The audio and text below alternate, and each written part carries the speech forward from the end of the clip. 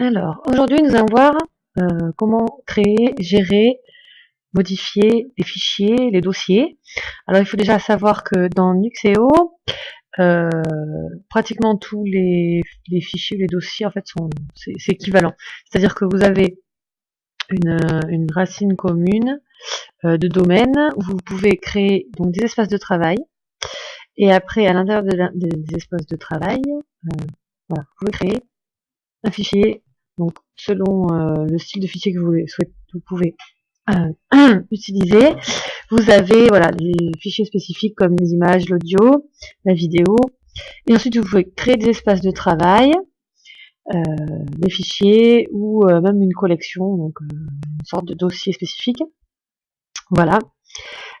Donc, on va peut-être commencer par exemple par créer un espace de travail. Voilà. Donc après, on va rajouter un titre, on peut faire une description, le style, donc pour un espace de travail, par exemple, on peut créer un bilan, voilà. Donc on peut rajouter un sujet, voilà, ajouter une couverture, mais ça c'est une couverture géographique, voilà, et une date d'expiration aussi. Voilà. Donc on va créer par exemple, pour commencer, cet espace de travail. Voilà, vous avez à chaque fois donc l'arborescence à gauche et à l'intérieur donc de votre espace de travail, vous avez donc en résumé ce qu'il y a à l'intérieur, les permissions, donc les gens qui peuvent y accéder, et à chaque fois donc là par exemple l'administrateur c'est moi, il y a la permission de tout faire et la période est permanente, voilà. Et ensuite vous pouvez rajouter donc le membre d'un groupe, la permission unique de lire là, par exemple, et voilà, la période est permanente. Ensuite, vous avez dans l'historique. Donc, on peut voir effectivement, voilà, que j'ai créé le document telle date. Donc, si je le modifie après, ça va se marquer ici. On peut faire des recherches aussi de période. Donc, si par exemple vous cherchez un document qui a été modifié à telle date, vous pouvez encercler vos recherches par rapport aux dates. Voilà. Et la corbeille. Donc ça, c'est rechercher dans la corbeille. Voilà. Donc, quand on va dans le résumé, par exemple, on va se rajouter un document. Donc, on va se rajouter un fichier basique.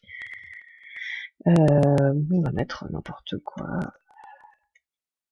Voilà. On va se rajouter un fichier. Donc là, bon, je vais voilà, rajouter un de mes dossiers de travail. Comme ça, voilà. Donc toujours la description, la nature, voilà, sujet, expiration. Donc, voilà. Les fichiers se présentent comme ça, hein, comme écrit. Voilà, alors là vous avez donc tout ce qui est en rapport avec les métadonnées, hein, justement, donc la modification, la création, l'état, puisque c'est en cours, hein, dans un espace de travail, on va voir qu'on a plusieurs états. Donc là c'est en projet. Voilà, on peut changer de version.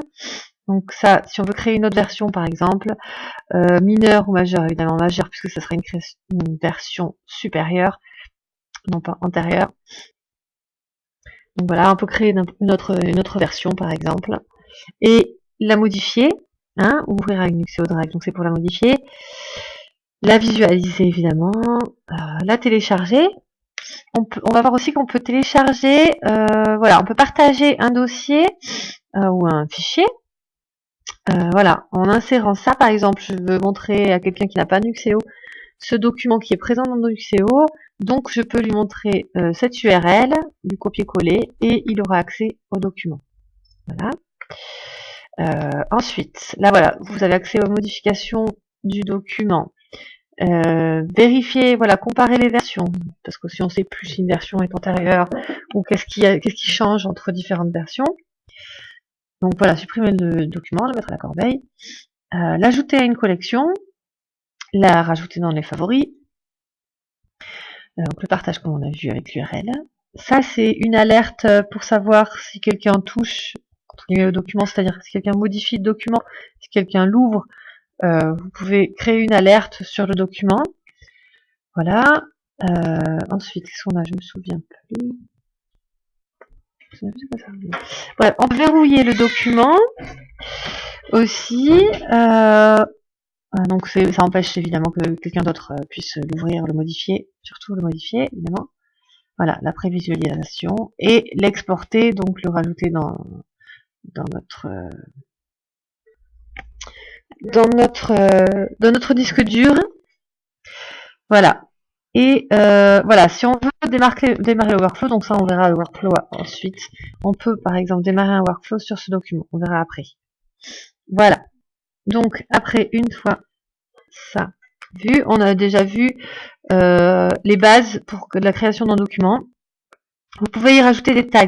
Donc c'est-à-dire on peut rajouter si quelqu'un recherche ITIC, voilà, il va tomber sur ce document. On peut mettre veille par exemple, parce que c'est l'un des mots-clés, hein, c'est évidemment les tags des mots-clés comme vous les connaissez. Voilà. Et ensuite on peut cliquer là si on veut remplacer le fichier pour un fichier par exemple, notre fichier modifié, etc. Voilà, donc vous avez aussi là les permissions, hein, comme toujours, et l'historique, comme on l'a vu. Donc voilà, là on voit l'historique qui a été amélioré.